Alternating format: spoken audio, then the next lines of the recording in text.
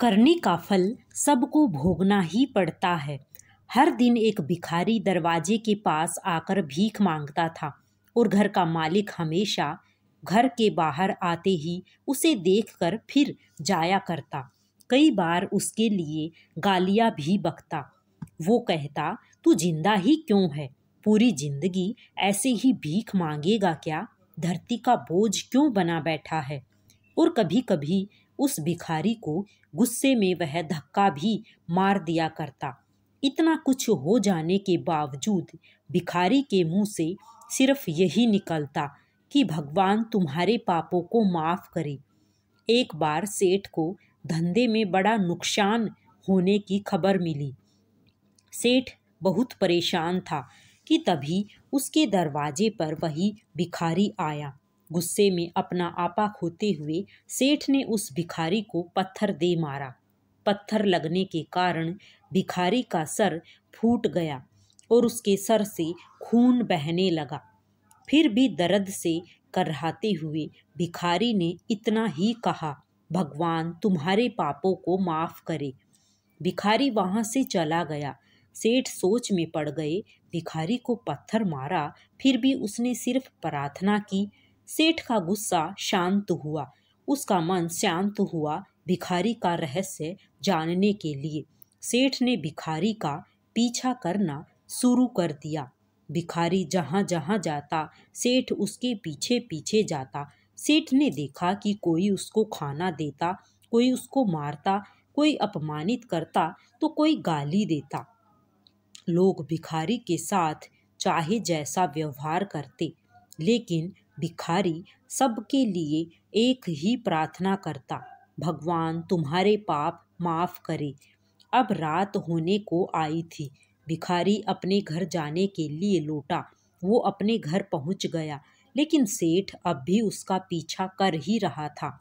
एक पुरानी टूटी हुई खटिया पर एक बूढ़ी औरत लेटी हुई थी।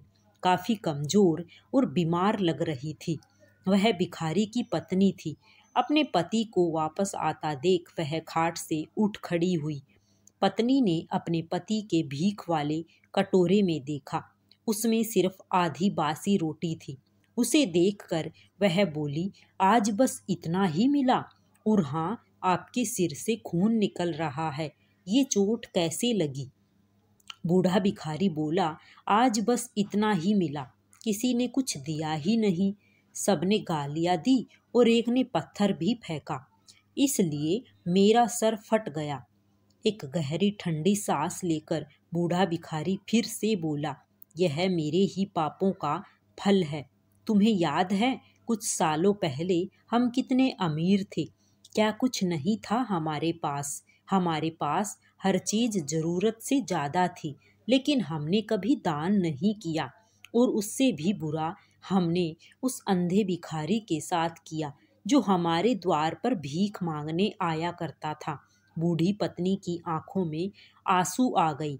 वह बोली, हाँ, हम उस बेचारे अंधे के साथ बहुत बुरा करते थे, उसका अपमान करते थे, उसे खाने के लिए रोटी की जगह कागज दिया करते, उसका मजाक उड़ाया करते और कभी कभी मारा भी करते। मैंने कभी उसको रास्ता नहीं दिखाया। एक बार मैंने उसके मुंह पर मिट्टी भी फेंकी थी और वह हमेशा दुखी होकर यही कहता कि भगवान तुम्हें तुम्हारे किए की सजा देगा, भगवान तुम्हारे पापों की सजा जरूर देगा। उसका श्राप सच हुआ और हम इस दुख भरी जिंदगी में आ गए। भिखारी बोला, हाँ, उसका श्राप सच हुआ, इसलिए मैं कभी किसी को बद्दुआ नहीं देता। चाहे कोई मेरे साथ कैसा भी बर्ताव करे, मैं हमेशा उसके लिए प्रार्थना करता हूँ। मैं नहीं चाहता कि कोई भी हमारे जैसी जिंदगी का अनुभव करे, किसी को भी हमारे जैसे दुखों का सामना करना पड़े। वो नहीं जानते कि वह कितना बड़ा पाप कर रहे हैं, इसलिए अनजाने में हुए पाप की ऐसी सजा किसी को भी मिले, मैं नहीं चाहता। सेठ वहीं पर चुपकर यह सारी बातें सुन रहा था। अब उसे सब कुछ समझ में आ गया था। भिखारी और उसकी पत्नी ने वह आधी रोटी मिल बांट कर खाई और भगवान को धन्यवाद बोलकर सो गए।